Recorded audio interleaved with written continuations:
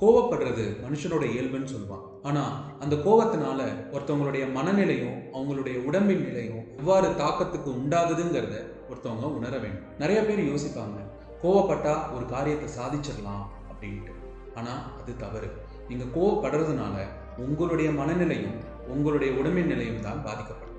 சில ரிசர்ச்கள் சொல்றாங்க, ஒருத்தவங்க அதிகமாக கோவப்படும் போது அவங்களுடைய நோய் எதிர்ப்பு சக்தி குறையுது அப்படின்னு சொல்லி. ஆக இப்ப சொல்ல போற கதை கோவத்துடைய தாக்கத்தை உங்களுக்கு புரிய வைக்கும் என்று நான் நம்புறேன். வணக்கம், இது உங்கள் ஞான உலகம்.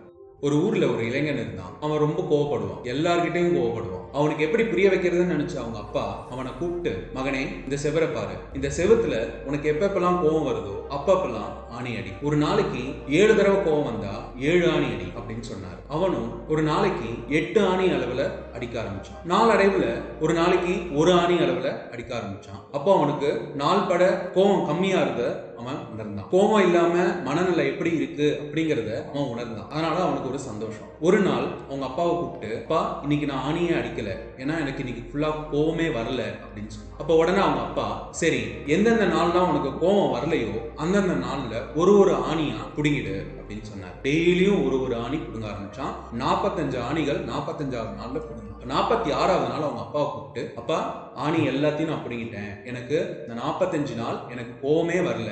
இப்போ அவங்க அப்பா சொன்னார், அந்த செவரை பாரு, நீ கோவப்பட்டு அதுல ஆணி அடிச்ச அதோடைய தாக்கத்தை பாரு, அந்த செவர் எப்படி இருக்குங்கிறத பாரு. இதே மாதிரிதான் நீ யார் மேல கோவம் காட்டுறியோ அவங்களுடைய மனநிலையும் அப்படி இருக்கும். நீ ஒரு தாக்கத்தை ஏற்படுத்துற. ஆக நீ கோவப்படுறது அவங்க மேல குத்தம் இல்ல, உன் மேல குத்தம்.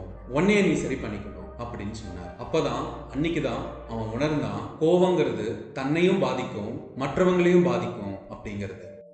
நண்பர்களே, நம் வாழ்விலும் நம்ம பார்த்தா சில மனிதர்கள் அதிகமா கோவப்படுறத நம்ம பார்க்கலாம். ஏன் நமக்கே கூட சில சூழ்நிலைகள் நம்மள அதிகமா கோவப்பட வைக்கிற அளவுக்கு அமையும். அந்த சமயங்கள்ல நம்ம ஒண்ணுதான் புரிஞ்சுக்கணும். ஒரு அடி பின்னாடி எடுத்து வச்சு யோசிக்கணும், சிந்திக்கணும். அப்படி சிந்திச்சோம்னா நீங்க படப்போற கோவத்தினால எதிராளிக்கும் பாதிப்பு, அவங்கள விட உங்களுக்கு தான் அதிக பாதிப்பு என்பதை உணர வேண்டும். அப்படி உணர்ந்தோம் அப்படின்னா நம்மளுடைய கோபம் தானாகவே மறைஞ்சிடும். இதை இன்னும் சுலபமாக்க, உங்களுக்கு எப்ப கோபம் வருதோ, அதாவது உங்களை கோவப்படுத்தக்கூடிய சூழ்நிலை வருதோ அந்த டைம்ல நீங்க உங்களுடைய சுவாசத்தை கவனிங்க. இந்த சுவாசத்தை கவனிக்கிறதுங்கிறது எளிதல்ல.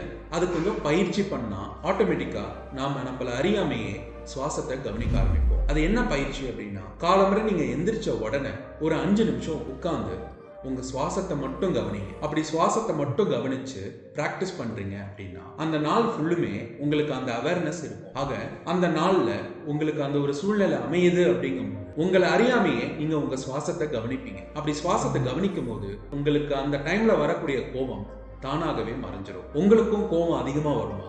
இந்த பயிற்சியை பண்ணுங்க. இந்த பயிற்சியை ஒரு மாதம் தவறாம பண்ணுங்க. பண்ணிட்டு இந்த வீடியோவுக்கு கீழே இருக்கிற கமெண்ட்ல வந்து உங்களுக்கு எப்படி இருக்குங்கிறத பதிவு பண்ணுங்க என்று கூறி விடை பெறுகிறேன்.